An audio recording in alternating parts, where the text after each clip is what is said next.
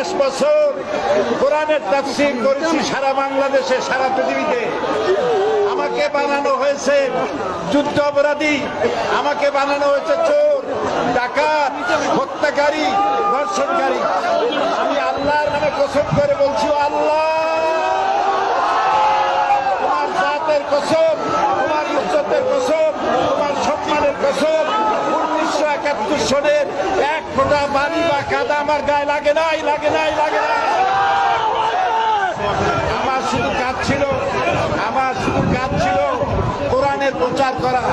নাস্তিকবাদীরা সহ্য করতে পারে নাই, জালিমরা বরদাস্ত করতে পারে নাই, যার জন্য আমাকে বন্দী করে রেখেছে।